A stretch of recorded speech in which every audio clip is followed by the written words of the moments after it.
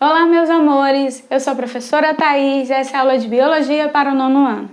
Na aula de hoje, nós iremos iniciar o estudo do módulo 6, Potencial Terapêutico das Células-Tronco. Esse módulo será trabalhado num total de 3 aulas. Iniciando.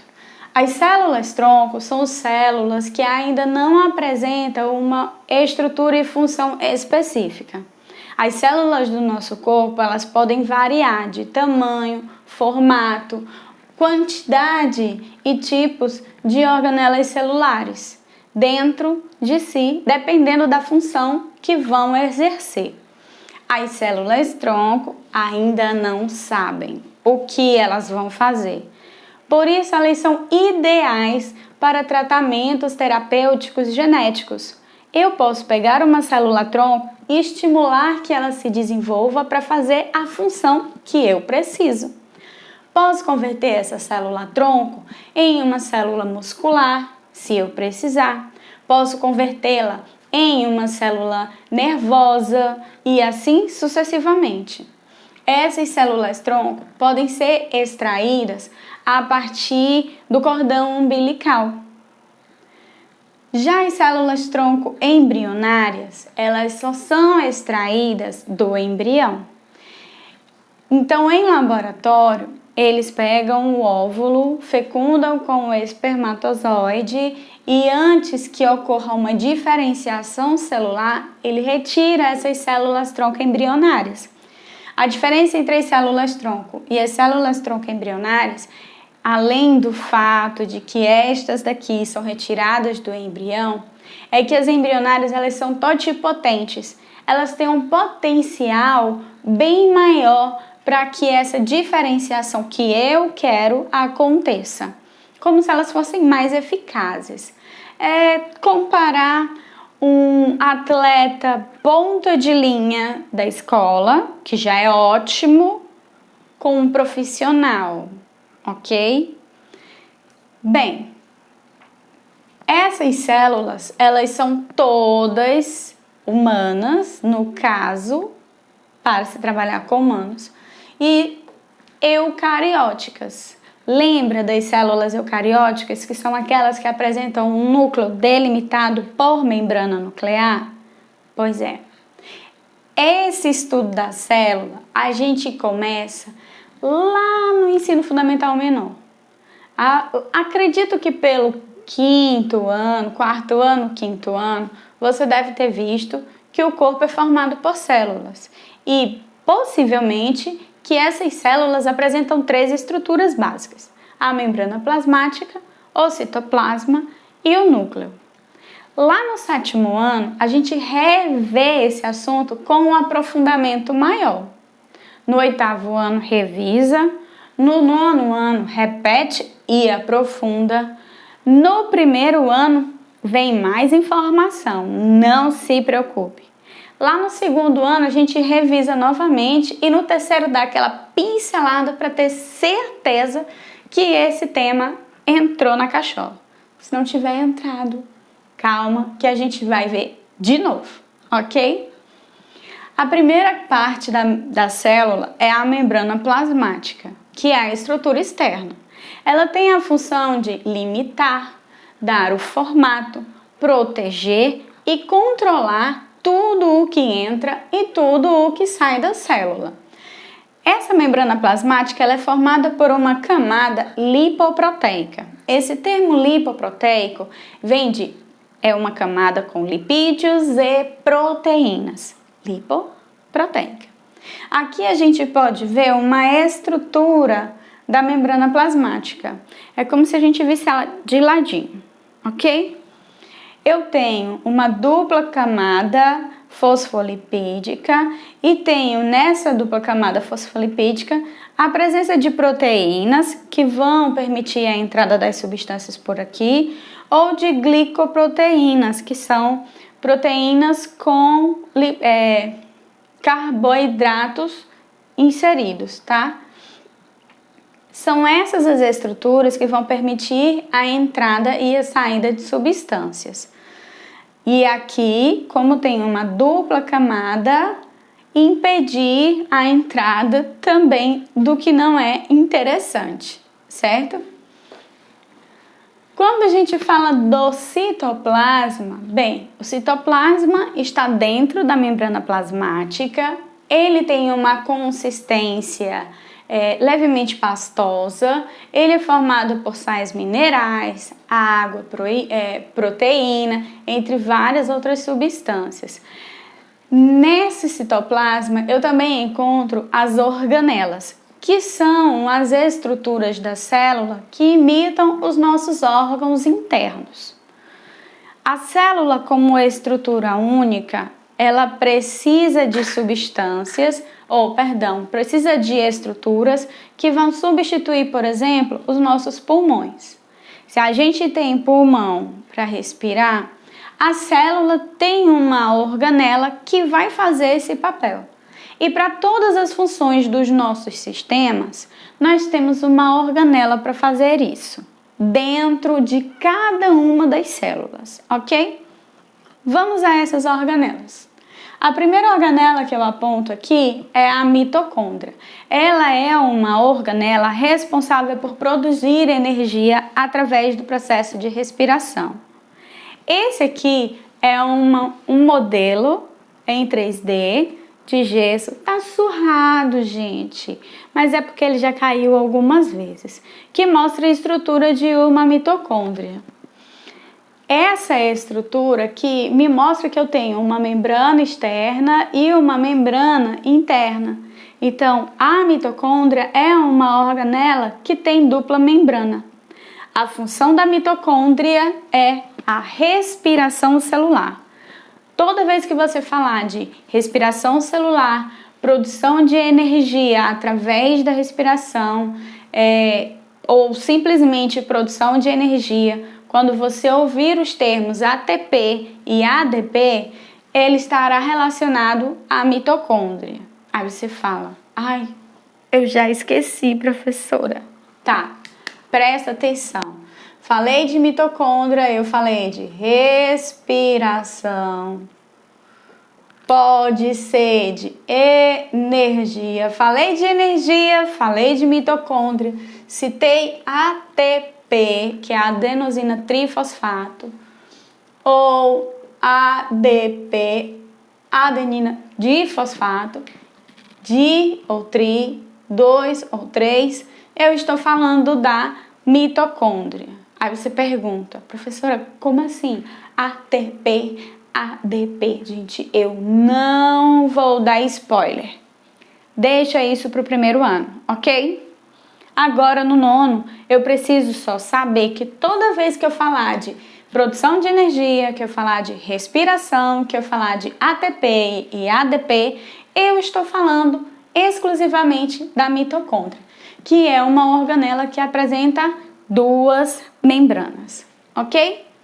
Tá. A segunda organela que eu tenho aqui é o complexo golgiense. Ele é formado por sacos achatados e é responsável por fazer o armazenamento. Então, armazena, empacota e secreta. Não é de ser secreto não, tá? É de eliminar as substâncias da célula. Eu gosto de dizer assim, se a célula fosse um supermercado, a membrana plasmática seria os limites das paredes e as portas. As proteínas que permitem a entrada são os porteiros. Eles podem barrar quem eles não querem que entre. Todo o espaço interno é o citoplasma. E as organelas seria quem trabalha por lá. Eu diria que a mitocôndria é o gerente da coisa toda.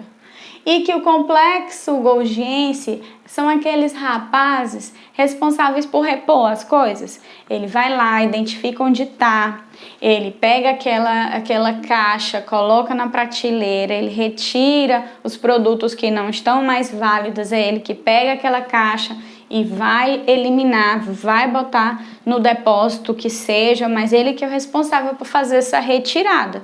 O complexo Golgiense armazena, empacota e secreta substâncias, ok? O centríolo, ele é uma estrutura formada por 9 trincas, tá? São 9 trios de túbulos que serão utilizados na divisão celular. Normalmente a nossa célula tem uns 2 centríolos e no processo de divisão celular aí eu já vou precisar de uns 4 centríolos. Relaxa que isso é para a próxima aula. Então eu preciso reforçar. Os centríolos são responsáveis pela divisão celular. Os lisossomos são responsáveis pela digestão celular. Falei que ele digere, falei que precisa absorver os nutrientes, eu estou falando dos lisossomos. Os ribossomos são estruturas responsáveis pela síntese de proteína. Essa síntese de proteína, esse termo síntese, também está relacionado à produção de proteínas, tá? Aí você diz assim, professora, como é que eu vou fazer para não confundir o lisossomo com o ribossomo? Vou te dar uma dica, tá bom? Normalmente, nas atividades ou nos exercícios, ele coloca o nome das organelas. Para você não confundir, é porque assim, ó, na função do ribossomo, tá dando de ver aí o preto? Capaz de ficar branco, né? Então, vou fazer assim. Vou apagar esse R do ribossomo. Agora deu de ver. Bem, a palavra proteína tem um R, não tem? Então, o ribossomo é responsável pela síntese de proteína. Falei de digestão, não tem R. Lisossomos, tá? Só uma dica. O retículo endoplasmático é um sistema de tubos responsável pelo transporte das substâncias do núcleo para a célula, tá? Então, ele é colado aqui, ó. Se você imaginar que essa estrutura interna aqui é o núcleo, tá? O retículo endoplasmático, ele é formado pela carioteca, colado como uma rede de tubos, responsável pelo transporte. Falei em transporte, eu falei de retículo endoplasmático. E eu tenho 2 tipos de retículo endoplasmático. Eu tenho o granular, que antigamente era chamado de rugoso, e o agranular, que antigamente era chamado de liso. A negação, não tem grãos. O retículo endoplasmático rugoso está aqui representado. Ele é chamado rugoso porque tem na sua superfície ribossomos coladinhos. Aí parece uns carocinhos, uns grãos, tá? E o retículo endoplasmático agranular não tem. Então ele fica lisinho em comparação ao retículo endoplasmático granular. Granular com grãos, agranular sem grãos. A diferença entre eles é que o retículo endoplasmático granular, por ter ribossomos, ele realiza transporte de substâncias e síntese de proteínas. No caso do retículo endoplasmático agranular, que é sem ribossomos, ele vai realizar o transporte de substâncias e a síntese de hormônios, esteroides, síntese de lipídio, ok? Olha só a diferença. Aqui, transporte e síntese de proteína, aqui, transporte e síntese de lipídio, O núcleo, que é o centro de controle da célula, ele é revertido por uma membrana nuclear, chamada de carioteca. Essa carioteca, ela tem microporos que permitem a passagem de substâncias do núcleo para o interior da célula.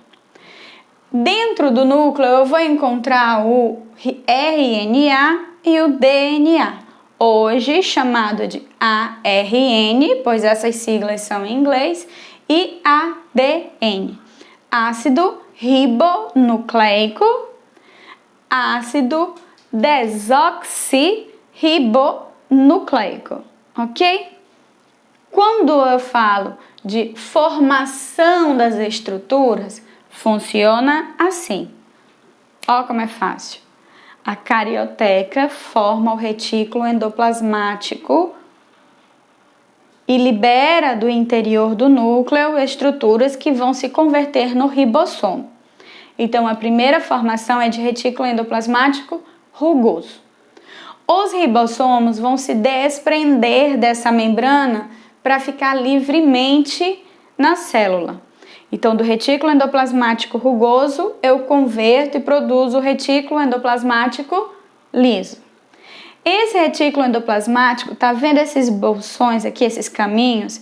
Eles vão desprender pequenos caminhos e vão acabar formando o complexo golgiense, que é responsável por armazenar, empacotar e secretar substâncias.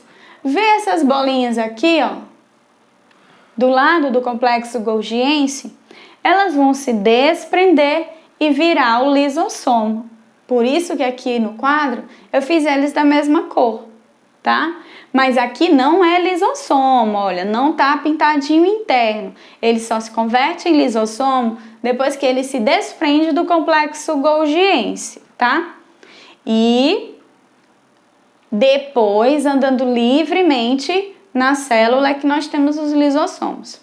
As mitocôndrias e os centríolos não são organelas com uma formação nesse sentido, ok? Já são organelas que se encontram na célula.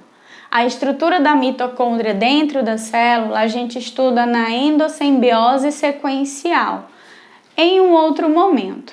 Bem, meus amores, eu espero que tenha ficado clara a aula, tá? Qualquer coisa, volta, assiste de novo, volta e assiste de novo. Eu espero vocês no próxima aula. Beijo no coração.